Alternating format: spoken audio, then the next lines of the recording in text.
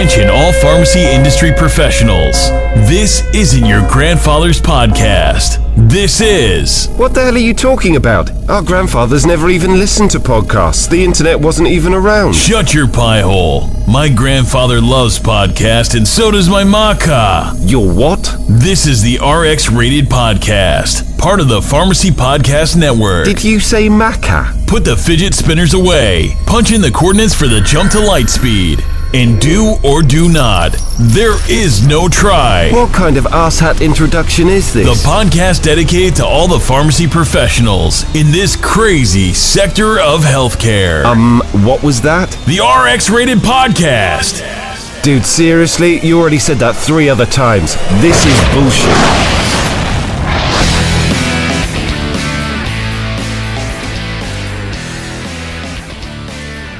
Welcome to the RxRated Podcast. This is your host, Dr. Jeffrey Wenger. That's at jwingerpharmd on Twitter. And with me, as always, is my co-host, Dr. Maurice Shaw. How are you, sir? Pretty good. Got a nice little weekend with being off Thanksgiving. We got Friday, Saturday, Sunday off. So same here. Thursday was my day, and I had Thanksgiving off. 4-day weekend, right? Yep.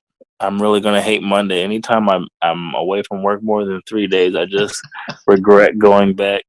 It's even worse for me because my partner is the pharmacy manager, and he took Friday, Saturday, and Sunday off. So the whole weekend is going to be floaters, and I open Monday morning, so I can't imagine what I'm going to be walking into Monday morning. Good times. How are things going for you at work with the holiday season and everything? It's the usual. Flu season starting to wind down, so that's kind of nice. Not as many flu shots as earlier, so it's making work a little bit more bearable. Now, I wasn't a pharmacist doing vaccinations last December, January, and February, so it's dying down. Does it pick up at all in the early part of the following year, or is this a downward trajectory from here on out? It's probably downward from here on out because most people have already gotten it. So now we all have our quotas. Have you guys met your quota at your store? No, we have not. But the shots were on back order, so I don't you love that? Yeah, I don't know. I've done a little over 1,500 shots so far. Jesus Christ! I tell people I'm the Ford Motor plant of flu shots. Every customer who comes and gets the flu shot goes, "Oh my God, you guys are so busy." And I was like, "Yeah, thanks for reminding me." Every single customer, "Oh my God, did you see those lines?" Yeah, ma'am, I see them every day. Our quota, because we're a slow store, our quota was 500. We're at 4 something, so we're getting there. I don't know if we're going to meet it if it's dying down at this point, though. Yeah. How far are you off? I think I need about 300 more shots. You think you'll make it? I don't. We might be close. Now I got a question. What is not part of the bonus? I don't look at it. I'm a seasoned veteran, and I've learned not to take shit so seriously. And my partner is a new graduate. He just graduated 2 years ago, so he's all gung ho about everything. What's the worst that's going to happen if we don't meet our quota? Nothing. Next year's goal will be a little bit lower. There you go. It's like, why are we sweating this? Like, do the best you can. If someone wants a flu shot, great. If not, I'll ask them, are you interested in the flu shot? I'll try to push it a little bit, but I don't go nuts about it. And a lot of time I'm working by myself because like I told you before, my partner seems to be able to find adequate tech help on his shifts, but on my shifts, not so much. So I'll tell people, well, I'm by myself, so it might be a wait. I never turn anyone away. I've never said, no, we're not doing it right now. I'm too busy. I'm all by myself. I'll say, oh, yeah, I'll do it, but it's going to be a bit of a wait. I'm all alone. And they'll say, well, I'll come back. And a lot of times they never come back, but that's not bad, right? I'm not denying them the vaccination. I'm just saying you're going to have to wait a while because I'm all by myself. We had a floater. What was it, 3 days ago? Now my technician goes, "Can you believe he told everybody 50-minute wait for a flu shot?" I said, "Good for him." Well, do you want a realistic number? I can tell you I could do it in 7 minutes if you want, but that's not going to happen. So do you want to hear the reality of the situation, or you just want to hear a number that makes you happy? Right? Yeah, I think people think that I'm joking when I tell them how busy the pharmacy is. I'm kind of used to it now, so it just doesn't bother me. But I literally had one guy, one pharmacist I was working with. He was in pharmaceutical sales most of his life. For whatever reason, he was a pharmacist and started to do retail. And he was just like, you know what? I got another job in sales. I can't do this no more. This is my last shift. Good for him. I fucking hate this town! Yeah, just between you and I, don't say anything. But yeah, I'm looking for alternatives as well. Unfortunately, there aren't many. Yeah. The market is saturated here. How is it where you're at? Where I'm at, there's still a few openings here and there. Like I always say that they're still hiring because people leave and move and stuff like that. So I'm on Indeed.com all the time, and something will pop up once in a while, and I'll apply for it, but nothing ever comes of it because you're competing against kids that are graduating, and you know it's brutal out there. Unless you're in an area where there's a shortage of pharmacists, but not where I'm at. That's for sure.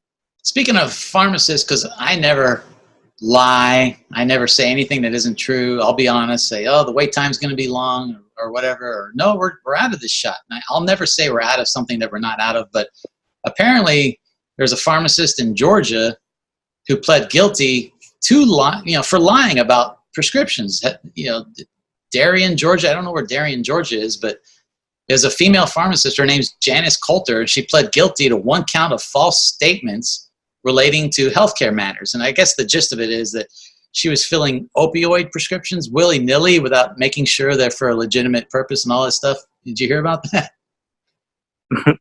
yeah, I always wanted to know this.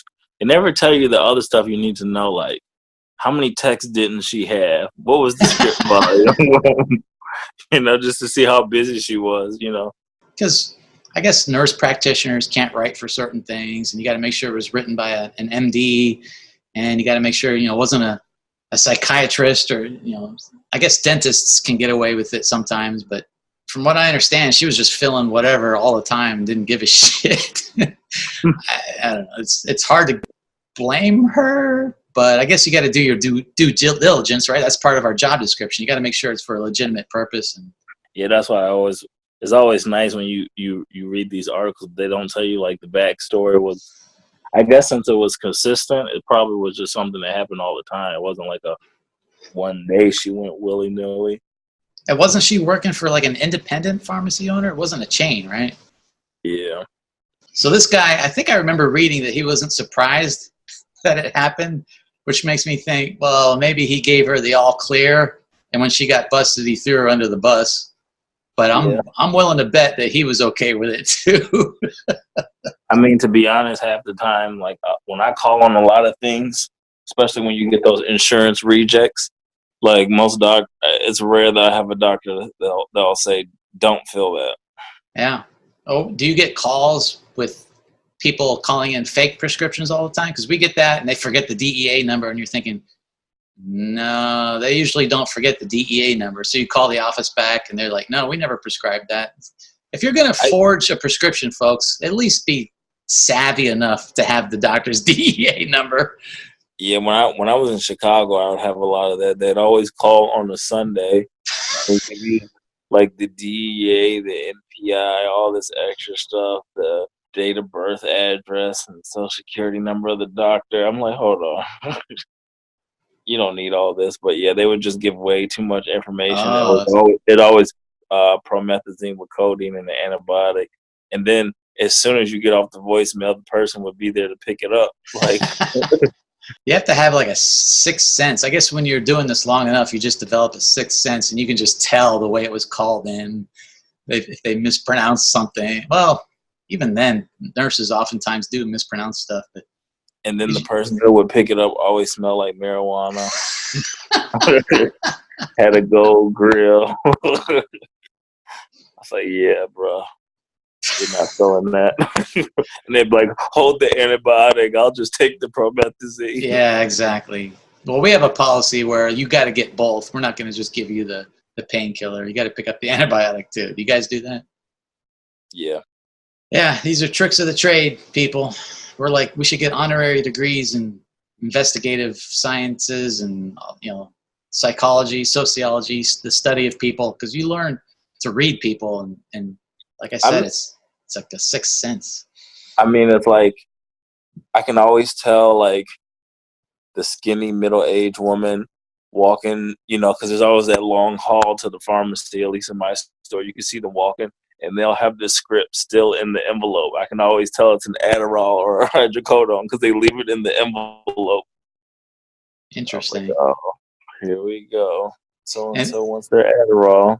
In Florida, they always come in with the baseball cap on and the sunglasses so the cameras can't see their face. And they're real nice to you, like, hey, buddy. And they look at your name tag. Oh, hey, Jeff, how you doing, buddy? Remember me? Like, no, I don't remember you. Stop pretending to be my friend. I was on stage, and I was telling a joke about how I was like, yeah, people always want to get the Sudafed behind the counter. They come in with those domestic violence sunglasses. Yeah, they're called Smurfers, right? Yeah. How did they get that name? Half the audience laughed, the other half was like, ooh. How long have you been doing stand-up? Because of pharmacy and like when I did my residency with University of Iowa, I stopped for a year, so probably about 5 years total. Well, speaking of that, did you hear that a man skipped work for 6 years and no one even noticed? Actually, you're the one that sent that article to me. Yeah, I thought it was hilarious because I can't leave the pharmacy for 6 seconds without somebody being like paging my name over the intercom. I can't imagine. I mean, I'm at a slow store and I can barely find time to take a pee. I can't imagine how hard it is for you. How do we figure out how to pull this off? Because I'm this is bad and you shouldn't do this, folks. But in the deep recesses of my mind, there's a little bit of respect for this guy for being able to pull this off. They said he has to pay a $30,000 fine. Yeah, I guess he was in Spain, a building supervisor in Spain, making $41,500 a year from the government. I guess he was a government worker. Shock. 69-year-old guy.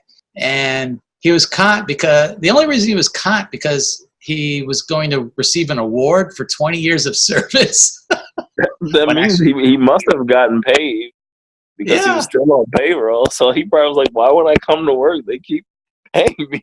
It reminds me of Fight Club, where the guy, what's his name, Norton, beats the shit out of himself, blames it on the boss, and tells him, if you just keep sending me paychecks, you'll never have to see me again. So he just takes all his computers and shit, goes home and starts working from home, getting paychecks from his boss. I wish I could figure out a way to pull that off, because the funny thing is this guy's lawyer blamed bullying for his absence. And he also said there was no work to do. I wish I could say, hey, my partner's been bullying me and there's really not much to do anyway, so how could you possibly blame me for not coming to work and still collecting paychecks? This is like something out of a movie. You could probably blame the customers for bullying you. There you go. Hey, touche.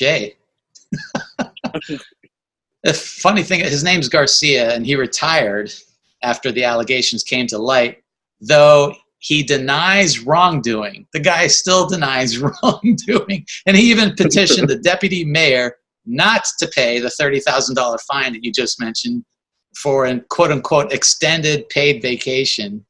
And he wanted to have the judgment reviewed because the court, of course, sided with the government.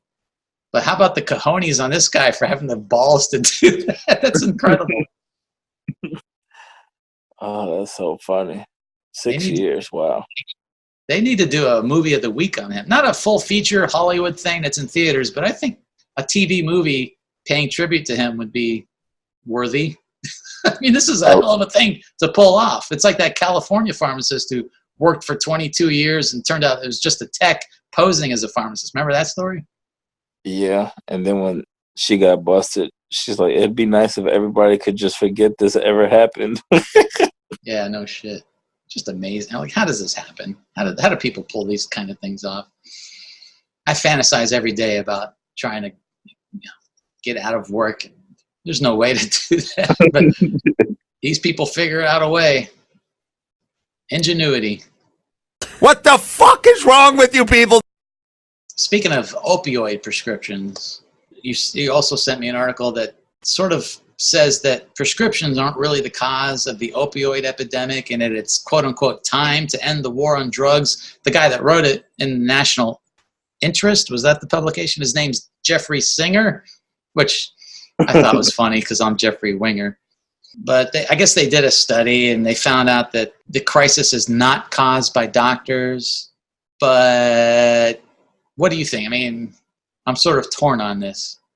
Yeah, I mean, I don't think it's doctor's fault because, pain is something that can't be, it's you can't just do a lab test on it like everything else. So it's kind of hard. I'm sure there's a few doctors out there, but I can only imagine for doctors, like, what if a doctor sees 20 patients a day, how many of them you think are in there just for pain medicine?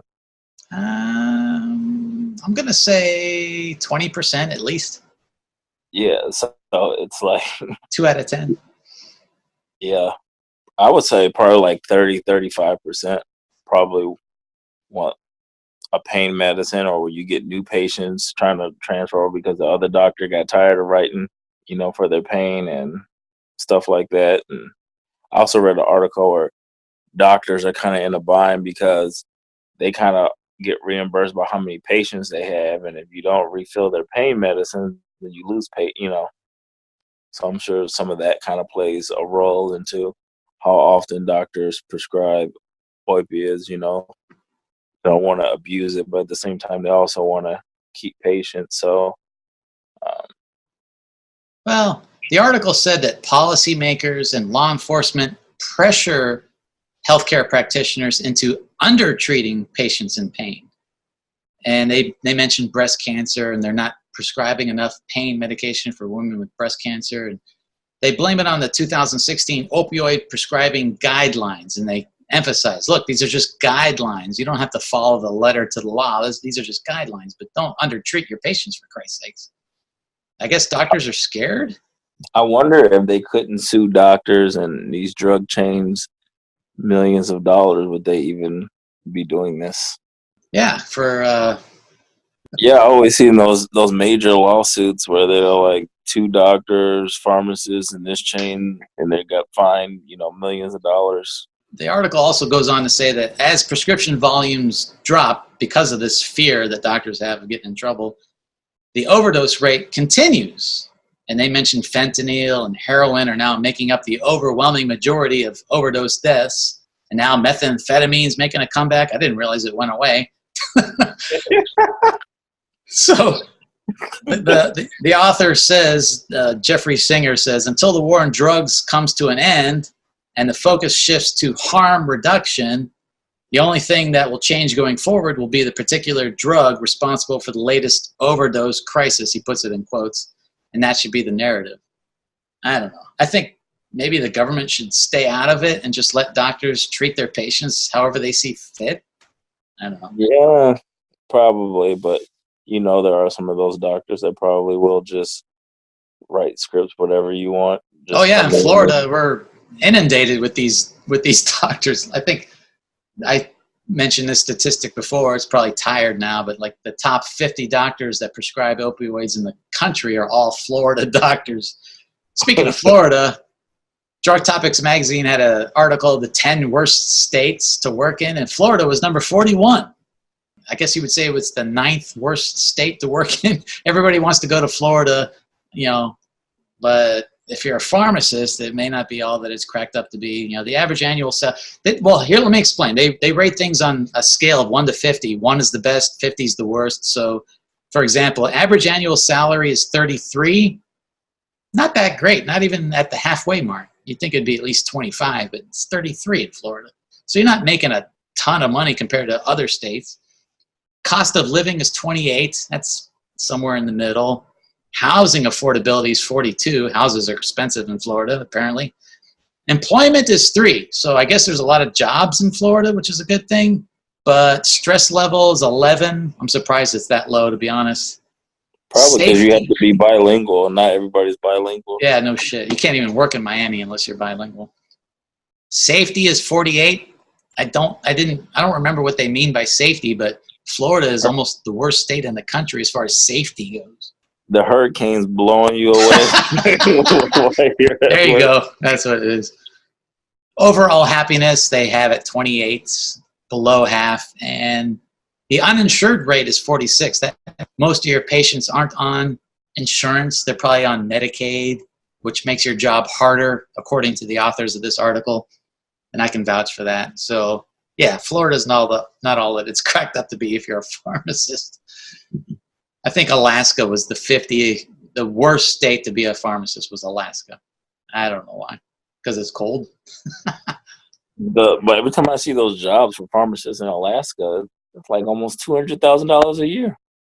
Yeah, so I guess that proves money doesn't bring you happiness. Yeah, that's the one metric that they probably are at the upper echelon of. But yeah, like Prince said, money doesn't buy happiness, but it'll pay for the search. I listened to this podcast, and they were interviewing Mike Tyson, and he's talking about how happy he is, and he said when he was on the top, when he had all the money and all the chains, he wasn't happy. He just had things, but he was always angry, and it wasn't until he absolutely had no money and got broke and poor and stopped doing cocaine he was like he found happiness. But he was just all those gold chains and Mercedes Benzes and watches was just to try to fill a void of emptiness. So, do you think this resentment against the 1% is misguided? I don't care, and you shouldn't care either. Go do something with your fucking life. I mean, I think a lot of people blame their unhappiness with the lack of money, but it's really, if they were to all obtain all the money that they're looking for, they probably still wouldn't be happy. I agree 100%, which is why I don't understand the appeal of Bernie Sanders. But whatever, we don't want to get too political.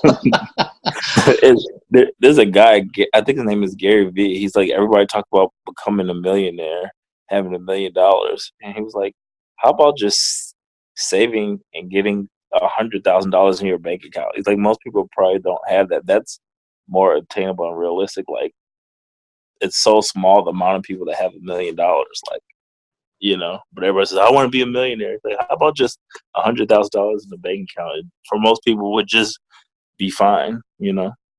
Well, in my personal experience with the people I work with, because they're not very wealthy, I marvel at how they blow their money in a way that I would never spend my money. I mean, they're spending money on doing their hair and their fingernails and tattoos, and these things cost money. They take time. You got to sit in a chair for hours, and those are hours that you could be working on something, or, you know, writing a book or whatever. Like, I'm just thinking, you every week you're changing your hairstyle, and you're changing your, you know, you're dyeing it, and you got new nails, and like, this stuff costs money, and plus it takes time. All the time you sit in a chair having someone working your nails, blah blah blah.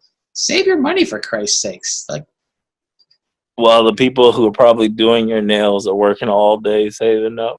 Yeah, they're the rich ones. Hey, you know what we should invest in is tattoo removal. I think that's going to be the next big thing. I have a bunch of tattoos, but I wear long dress shirts. And one employee's got a bunch of tattoos that works on the floor, but when they come in the pharmacy, all the old people are like, why would he do such a thing and get all those tattoos? And I'm always like, yeah, I don't know. It's so crazy. I'm just pretend like, well, it's the craziest thing. But my girlfriend has a big back tattoo. She's Asian, and it's a dragon. You know, I understand. Okay, you wanted to pay homage to your culture. That's cool. It looks sexy on her. It's a turn on. But some of these people just go overboard. You're thinking, how much did you spend on all that? Anyway. Flu shot is definitely the season where I see a lot of terrible tattoos. Oh, when you give a flu shot, do you try to avoid the tattoo, or do you just stick it right into the tattoo?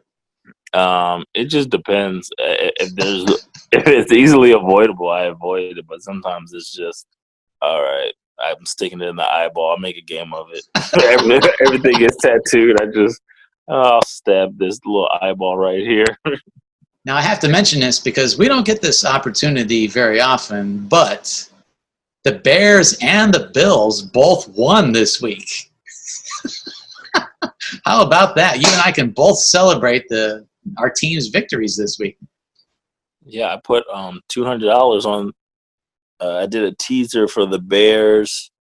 The Bears had to. Well, I teased it down early in the week, so the Bears had to just lose by 5, and the under had to be 44.5, and I think it was 44. So I just made it.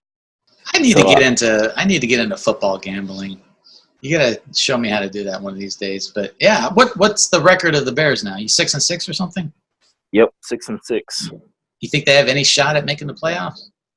Nope, but if they had a good field goal kicker, they probably would have been in the NFC Championship game last year, and probably would have 2 more wins this year. Oh, that sucks. As bad as the Bears have been. Did you watch the Bills beat the Cowboys on Thanksgiving?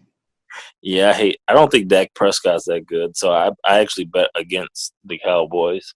Well, he's got, I think he's number 1 in pass yardage, isn't he? He passes like a son of a gun. Yeah, but he just beats up on really bad teams, and then when he plays good teams, he just sucks. 2-3 weeks ago, he had 444 yards against some terrible team, but when it's like the Patriots or the Bills. Yeah, our defense is pretty good. Yeah. So we're 9-3 now. I'm excited. We haven't been this good since Jim Kelly was playing back in the early 90s. Now there's a guy who early in the year, because I listen to these sports podcasts, there's this guy who's a director for one of the places in Vegas said somebody put $20,000 on the Bills to make the playoffs. Well, yeah, I think they're going to make the playoffs. I've been telling everybody, we're a young team. This is our quarterback's sophomore year, I think. So I'm encouraged by what I see. Maybe we'll win 1 playoff game. I'm convinced that the Baltimore Ravens are going to win the Super Bowl this year. They look unstoppable. But next year, I think our year might be next year. If we can stick together and congeal as a team, Bills are going to be tough next year. I think we play the Ravens next, which I'm going to chalk up as a loss already, even though we have 10 days to prepare because of the long week. But the Buffalo quarterback is like the white version of the Ravens quarterback because all he does is run. Yeah, he leads the league in rushing touchdowns. It's unbelievable. I'm really excited. He's fun to watch. Yeah, I always tell people if Lamar Jackson was white, he would be Josh Allen. Before we close out, was there anything else you wanted to talk about?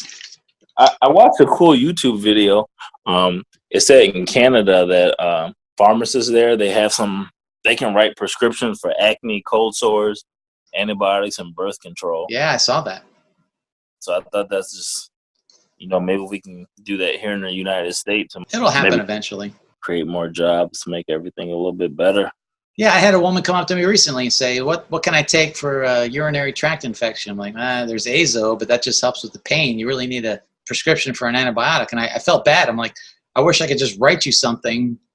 Someday we'll be able to do that. That'll help people. One day. My pharmacy, if shit was music, my pharmacy would be an orchestra. Such a clusterfuck sometimes. All right. In the meantime, we thank you for listening. And as always, just remember, every prescription filled is one more closer to retirement. Goodbye. Ciao, folks. Hello, it's your drug dealer. I thought I'd call in case you needed anything at all. You can always call me just to talk, but I mostly want to sell you drugs. Drug dealer.